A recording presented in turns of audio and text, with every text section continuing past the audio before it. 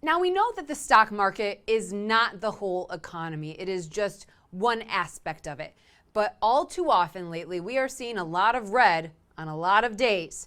And it has a lot of people wondering what's about to come in our economy. We're lucky, I'm employed, and that's, lots of people aren't. We are lucky, it's true, because we have our families, we're healthy. New parents Clark and Greta feel grateful for what they have. But as the Federal Reserve raises interest rates to lower inflation, they're concerned. Inflation might be so powerful, fighting it could lead to a recession. In response, they saved money in high-interest CDs and also took on some risk, hoping for reward. We try to invest the money wherever it's possible, where there's still any worth left. And so that's our strategy, buying gold. If you expect interest rates to continue going up, okay, then you want to sort of lock in your loans right now. University of Detroit Mercy Dean of the College of Business Administration, Joe Eisenhower, has a PhD in economics. We asked him what people can do in this kind of economy.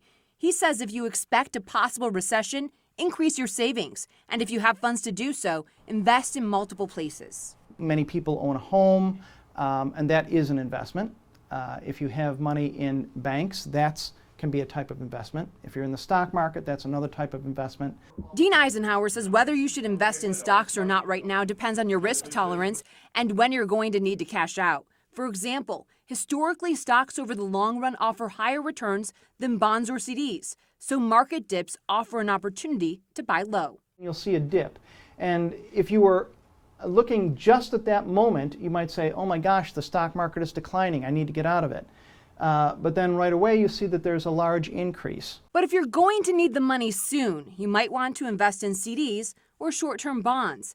If you won't need the savings for a year, I-bonds are an option.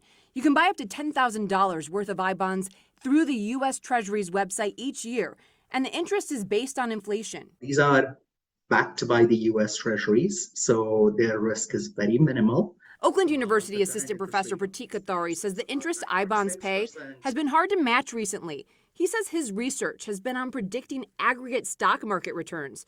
And things, frankly, don't look that great in the next year or so. As a result, he invested in I-bonds for the short term and in the stock market for the long term. It's a long-term game. Don't be faced by current volatility for the next few months. The message from both Professor Kathari and Dean Eisenhower is to have a long-term plan in place to ease stress. What's the biggest mistake people make? Panicking.